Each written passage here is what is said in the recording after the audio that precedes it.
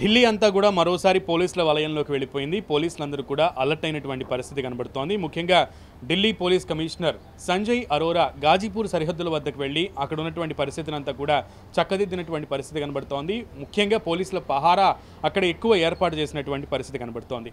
ఎందుకు ఇదంతా అనే కదా మీ అనుమానం.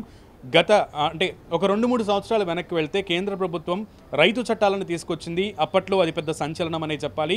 ఎందుకంటే దేశవ్యాప్తంగా ఉన్న రైతులందరూ కూడా వ్యతిరేక బావుట ఎగరవేశారు ఈ చట్టాలకి. ముఖ్యంగా రైతు ఎక్కడ నుంచి ఎక్కడికైనా తీసుకెళ్ళి తను పండించినటువంటి పంటని అమ్ముకోవచ్చు అనేటువంటి వెసులుబాటు, అలాగే మరికొన్ని వెసులుబాట్లు రైతులకు కల్పించిన క్రమంలో అది వెసులుబాటు కంటే శిక్ష ఎక్కువ అవుతుంది. అలాగే రైతుకి తనకున్నటువంటి స్వతంత్రాన్ని హరించినట్లు అవుతుందంటూ కూడా రైతులు అనేక ఆందోళనలు చేశారు. అప్పట్లో ఢిల్లీ ఎర్రకోటను కూడా చుట్టుముట్టి ఎర్రకోట మీద జెండాలను తీసేసి మరి కొన్ని సంఘటనలు జరిగినటువంటి పరిస్థితిని మనం అప్పట్లో గుర్తుంచుకునే ఉన్నాం. ఈ నేపథ్యంలో మరొకసారి అటువంటి పరిస్థితినే తలెత్తేటువంటి పరిస్థితులు ఢిల్లీ చుట్టుప్రక్కల కనబడుతున్నాయి. ఎందుకంటే రైతు సంఘాల నేతలు ఈ నెల 13వ తారీఖున చలో ఢిల్లీ కార్యక్రమానికి పూనుకున్నారు. ఈ క్రమంలో రైతులందరూ కూడా పిలుపునిచ్చిన నేపథ్యంలో పోలీసులందరూ కూడా అలర్ట్ అయ్యారు. ఇప్పటికే ప్రత్యేక అధికారాలన్నీ కూడా పాస్ చేసినటువంటి పరిస్థితి కనబడుతుంది. ముఖ్యంగా పోలీసులందరికీ కూడా కొన్ని నియమాలను అక్కడ పొందుపరిచినటువంటి పరిస్థితి కనబడుతుంది.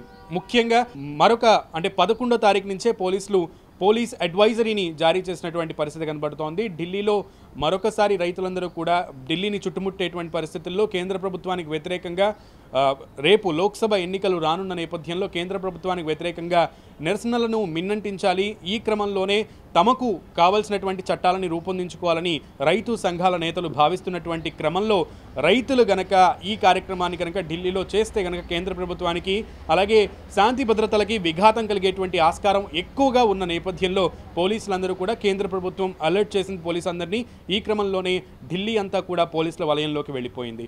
మరొకసారి గతంలో జరిగిన పరిణామాలు ఏమీ కూడా మళ్ళీ పునరావృతం కాకుండా పోలీసులు తగిన చర్యలు తీసుకుంటున్నారు. ముఖ్యంగా ఢిల్లీ పోలీస్ కమిషనర్ ఎవరైతే ఉన్నారో సంజయ్ అరోరా పటిష్ట చర్యలు తీసుకుంటున్నారనే చెప్పాలి. ఈ క్రమంలో మరొకసారి అటువంటి పరిస్థితులు ఢిల్లీలో తారసపడతాయా లేదా అనేది వేచి చూడాల్సిన అంశం.